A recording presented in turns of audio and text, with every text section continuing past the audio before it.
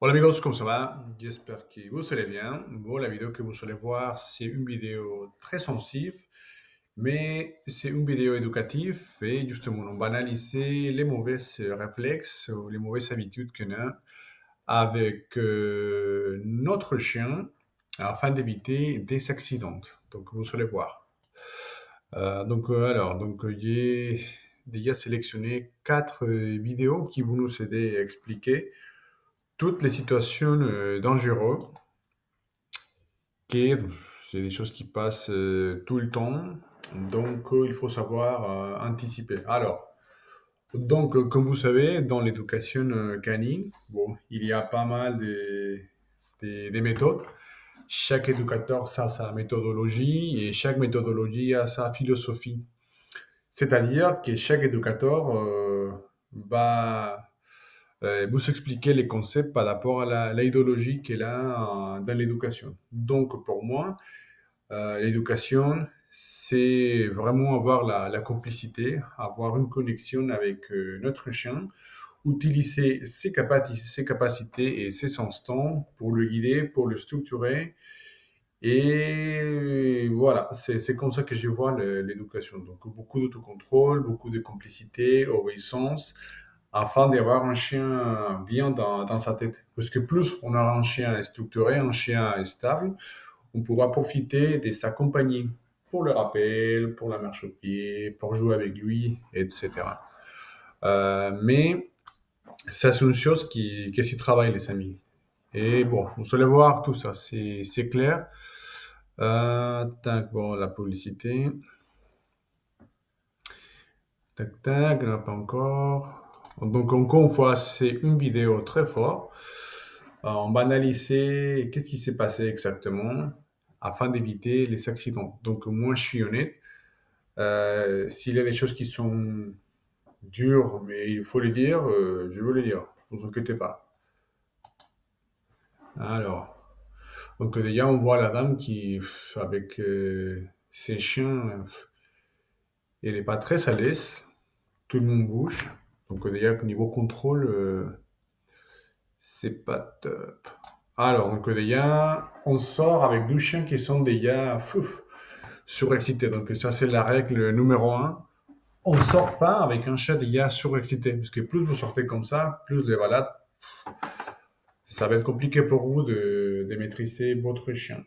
De maîtriser, de guider, comme vous l'appelez, mais si on commence déjà avec un chien, c'est comme un enfant. Allez, sortez avec un enfant déjà surexcité, vous allez voir comment ça va passer la petite balade. Alors, donc, alors, ici, ça devient déjà intéressant. J'ai rien contre les pitbulls, ces staffs, les molosses. Au contraire, moi j'adore, mais il faut être conscient que c'est un chien déjà hyper costaud, ils sont forts, que des fois ils sont vraiment têtus, ils sont déterminés. Et si malheureusement il y a une barrière qui s'est produite ou des choses comme ça, ils sont les derniers à dire stop la barrière. Pourquoi? Parce que c'est génétique. Ils ont été sélectionnés à l'époque, si vous voyez, il y a 12 ans, mais il reste quand même des choses dans leur gène. C'est ça le problème. Mais franchement, ils sont gentils. Avec les humains, c'est rare. Il y a des accidents, mais c'est rare. Bon, en général, ils sont super gentils. Mais, vous allez voir, hein. Ah, donc déjà, on a un chien qui n'hésite pas à aller voir les chiens, malheureusement. Il n'a pas essayé de voir si jamais... non, tout de suite, oh, il a quelque chose, pac. Et ça, les molosses, les pitbulls, comme on a parlé, les staffs, et les American staff, boxers, rottweiler, ils sont des chats avec un instinct prédatoire très élevé. C'est pour ça qu'on sort la balle ou des choses comme ça. Les drives, c'est très élevé. Donc, déjà, pac, il n'a pas hésité un moment de se dire, oh, allez. Donc, si on sait déjà qu'on a un chien comme ça, il faut travailler beaucoup, beaucoup l'autocontrôle.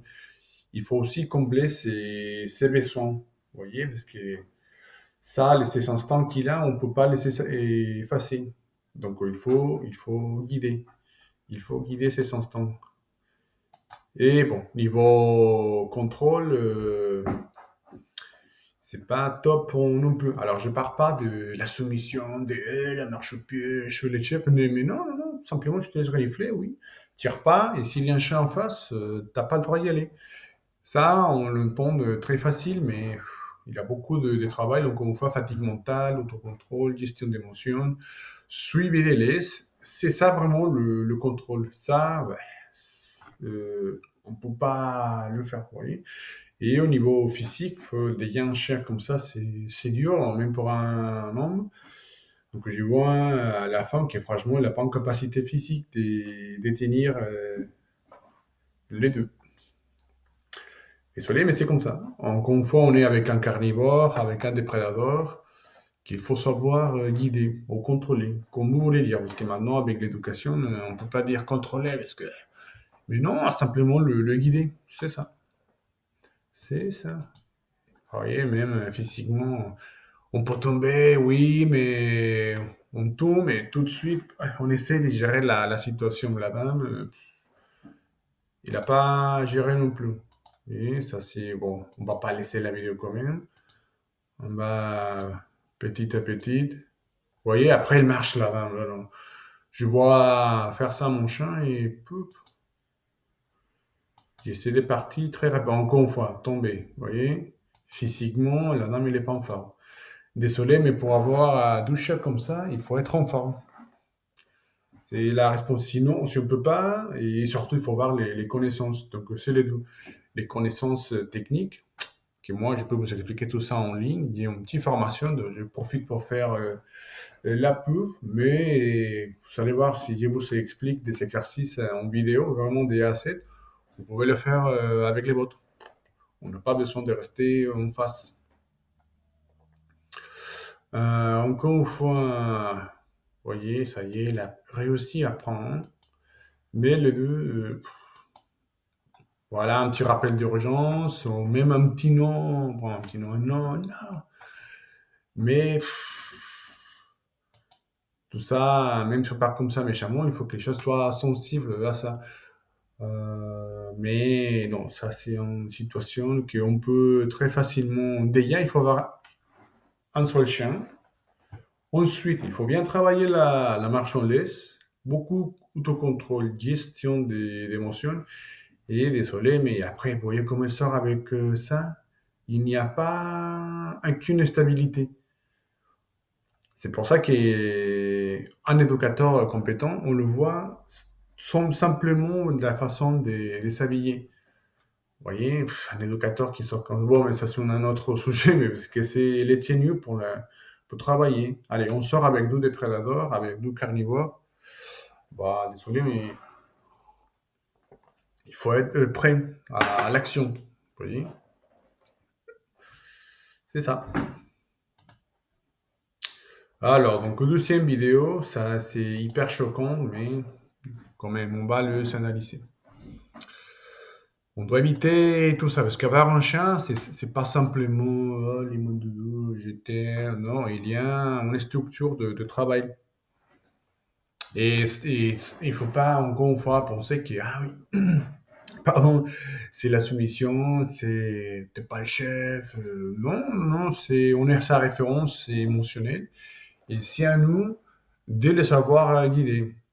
Tiens, bah, t'apprends à te contrôler. De quelle façon? Il y a mille façons. Moi, j'utilise l'obéissance. Tiens, moi, à chaque fois, je paye l'obéissance. Parce que si mon autre et l'obéissance que je fais, je l'utilise pour jouer. Vous voyez, au lieu de jouer à la bagarre avec les mains, comme il y a certains influenceurs qui conseillent, non. Tiens, t'aimes bien la balle? Dis, on va faire ci, on va faire ça, et marche au pied, focalise sur moi, récompense, lâche. Tout ça, ça va l'aider à travailler l'autocontrôle. Et attends un peu, fini l'exercice. Parce que si on fait attendez, parce qu'il y a un de mes fils qui m'appelle. Oui,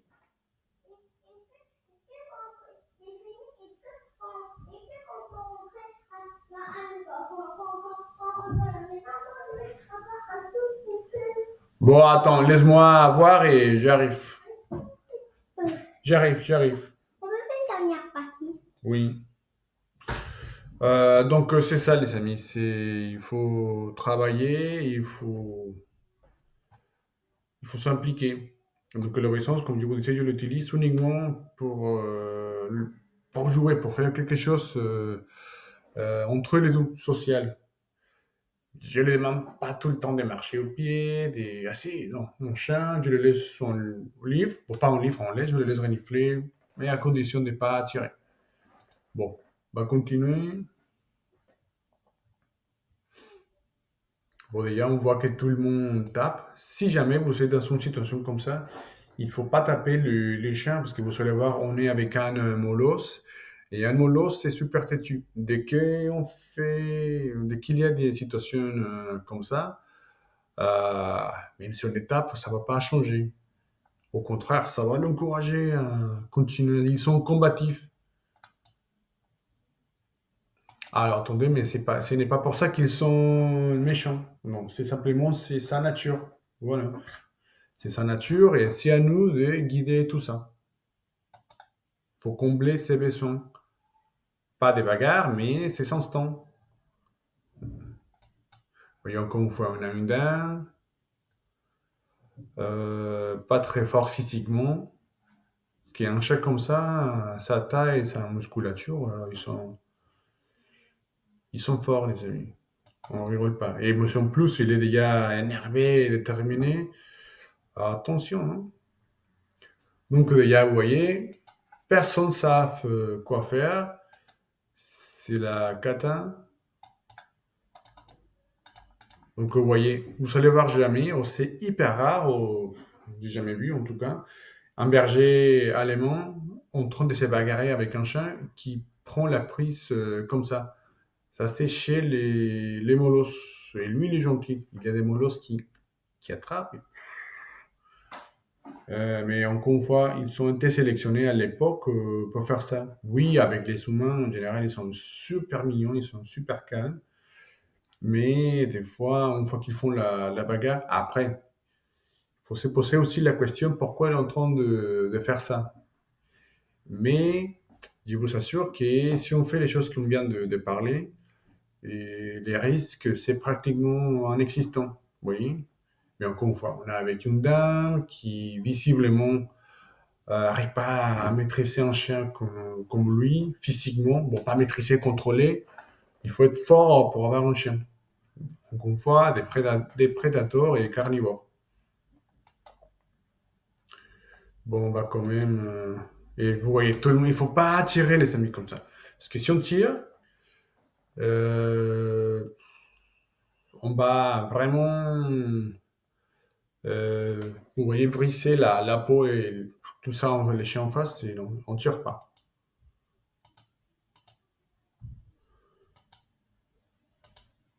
Vous voyez, c'est chaotique, les amis. Vous voyez, la dame, elle essaie avec un bâton. Ça, à la limite, oui. Mais alors, et pareil, vous voyez, avec un harnais, la dame sort avec un chat comme ça, avec un harnais. Et ça, c'est un harnais anti-tir. Donc, ça nous indique que probablement c'est un chien très puissant qui tire en laisse, qui gère pas ses émotions. Allez, malade, malade. Et que probablement ces personnes ne sont pas comblées. Je peux assumer. Parce que si elle met l'arnais anti-tir, c'est pour éviter voilà, qu'il tire. Donc déjà, ça nous fait voir un petit peu, ça nous donne une idée qu'on voit, vous voyez, un harnais anti-tir. Bon, imaginons que c'est pas un harnais anti-tir. On ne peut pas balader un chien en harnais. Pourquoi? Parce qu'encore une fois, on utilise la laisse comme une connexion physique qui va nous aider à guider les chiens à gauche, à droite. Imaginez, je marche avec mon chien, je sais que des fois il s'active. Ah, il y a un chien en face, tiens, soit on change de direction et avec la laisse, on peut le guider plus facilement. Je ne pars pas de tirer en laisse ou les donner un nom, simplement, allez, on change de direction. Ou sinon, et mettons en obéissance, mettons au pied, on avance les dangers, on passe. Oui, oui. on passe la situation en danger, marche en laisse, marche au pied, pardon, et après, c'est bon, hein. Mais avec l'arnais comme ça, si on lui dit, allez, on change de direction, oui, mais la tête va focaliser sur la situation en face, et la pression, ça va monter, tac, tac, tac, et si on ploute, ça vient un chien fort qui tire en laisse, tout ça, ça joue.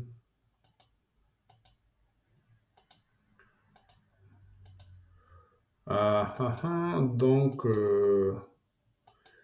qu'est-ce qu'il faut faire, les amis, dans une situation hyper chaotique comme ça?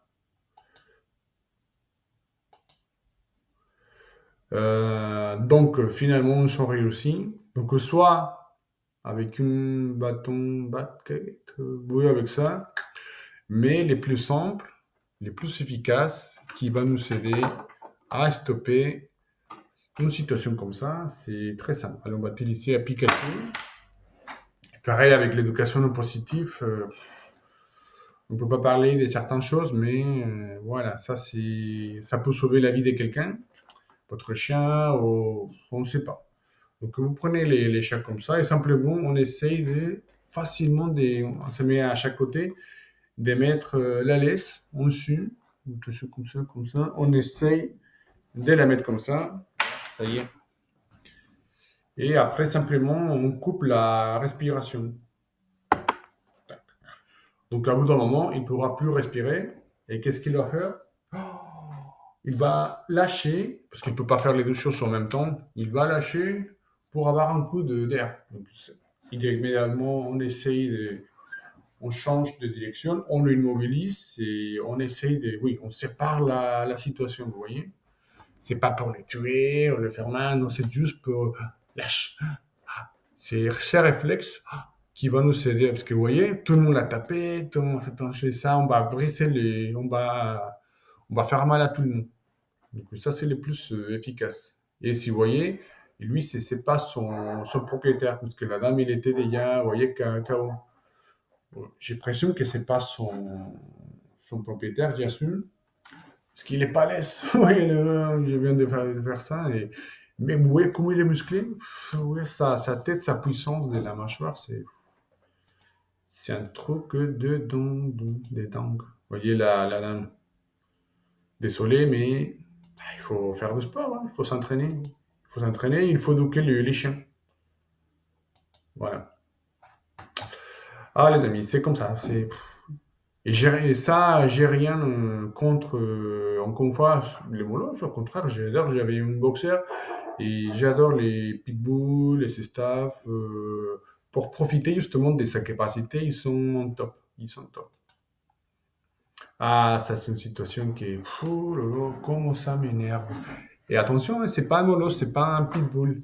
Mais c'est pour ça que j'ai dit qu'avoir un chien, c'est pas pour tout le monde. C'est pas pour tout le monde. Vous allez voir, on va commencer depuis ici. Donc, vous voyez, on a un petit dame qui se balade avec sa fille. Et il y a un chien qui arrive, il donne un coup de pied. Le monsieur s'énerve, la pousse. Oh là là, ça m'énerve. Ça m'énerve. Alors, on va les revoir. Donc, ça, non, c'est ça la vidéo qui vient. Allez, on confond.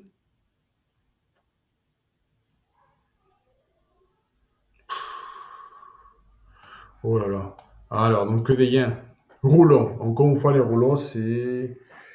On parle beaucoup de le collier électrique, étrangleur, chalala, mais ça, les amis, c'est un outil qui va mettre en danger ton chien tout le temps. Ça, c'est vraiment pour quelqu'un qui maîtrise ou qui guide son chien hyper bien. Vous voyez, comme vous savez, je suis au club canin. Moi, je suis homme d'attaque. Et là-bas, les gens qui sont là-bas, je vous assure qu'ils sont des gens très, très, très, très, très, très forts en éducation. Franchement, la communication, la complicité qu'ils ont avec leurs chiens, c'est juste incroyable. Avec eux, oui, ça va. On peut utiliser un rouleau comme ça parce que hey, j'appelle mon chien, hey, à côté de moi, et bouge pas, ou des choses comme ça qui vont nous aider à gérer une situation comme ça. Mais Mais moi, je l'utilise pas parce que non, moi j'aime bien savoir la position exacte de mon chien parce que c'est un carnivore, c'est un des prédateurs, vous voyez ce que je veux dire? Donc Baudrillard avec la reloj comme ça, c'est nul. Ensuite, on ne sait pas pourquoi il a décidé d'attraper la dame, mais je vous assure que si on fait une éducation bien, votre chien ne fera pas ça. Pourquoi? Parce qu'on travaille ses émotions, ses instincts, code de communication, pas mal de choses. Ça, c'est un animal sauvage. Donc, qui attaque la dame protège sa fille. Forcément, le monsieur, il a vu qu'au lieu de s'excuser, il dit oh, excusez-moi, madame. Oh là là, non, parce que mon chat, il est gentil, il est. Oui, même. Il va pas. Je sais pas qu'est-ce qu'il a dans la tête, le monsieur. Mais je vois ça tout le temps. Dès que je sors mon chien, et des chats, il a des chats qui viennent nous voir. Et ça m'énerve parce que ça veut dire parce que les miens, il est gentil. Mais si moi, j'ai un chat qui a des problèmes, ou simplement, je veux pas, mon chat, il est malade, je veux pas qu'il ait un chat en face qui le surexcite. Bon, c'est comme nous, des fois, on a besoin de marcher en solitude et s'il y a quelqu'un qui vient nous parler, quand même, c'est la même chose. Mais la personne en face s'excuse à chaque fois, il est gentil, il est mignon. Oui, mais un peu de respect. Donc je pense que c'est plus souvent comme ça que les choses qu'il pense, le monsieur. Et ça, il n'a pas aimé, forcément. Et au lieu de s'excuser, il fait ça, la dame. Oui, ça, c'est le mot à l'inverse. Ah oui, la dame, bien sûr qu'il a le droit de taper son chien et de même porter plainte à la police, hein, parce que ça, c'est pas du tout normal. Le monsieur, il doit s'excuser et bon, bon, bref. Oh là là, là, là, pas avec une dame, ça c'est franchement, c'est incroyable. Bon, après on va couper parce que vous voyez, les enfants, ils sont déjà pressés. Allez, donc dernière vidéo, on a un Rottweiler, mais ça, c'est les vidéos, c'est pas parce que c'est un Rottweiler, encore une fois. Ça peut nous arriver même avec un Chihuahua, hein. Attention. Voilà, on la laisse. Tac, tac, on va analyser. On va le voir au complet, après on analyse. Mhm. On ne connaît pas les contextes, on ne sait pas si c'est son chien, etc. Allez, on va analyser. Et bang! Oh là là là. Encore une fois, allez, on ne connaît pas les contextes, on ne sait pas qu'est-ce qui s'est passé. Mais alors, on va voir déjà son chien, vous voyez, même si c'est les tiens, il faut observer son chien. Dès qu'on voit qu'on va faire ça c'est un signal d'épaissement. Je ne sais pas comment on dit en français, mais bon. Ça veut dire qu'il n'est pas à l'aise. Il a un petit trou qui le dérange. Comment je peux faire ça? Pourquoi? Parce qu'il n'aime pas ça. Pourquoi? Parce que c'est un être vivant. Il n'aime pas. Il faut respecter. Il n'aime pas. C'est pas un jouet. S'il n'aime pas, il n'aime pas. Quand c'est non, sinon. Vous voyez? Et en plus, ça commence à monter de plus en plus fort.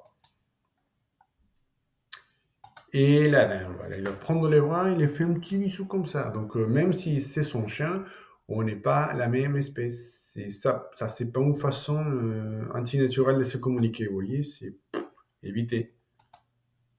Voilà, les chiens, il est vraiment comme ça, il est vraiment. Vous voyez, il essaye de me dire, laisse-moi tranquille, s'il te plaît, je veux pas. Il essaye de tourner son attention. Mais elle rigole, franchement. Encore une fois, je l'attrape, je l'immobilise, tête à tête, et un bisou. Donc la pression, et finalement, ça y est, laisse-moi tranquille. C'est ça.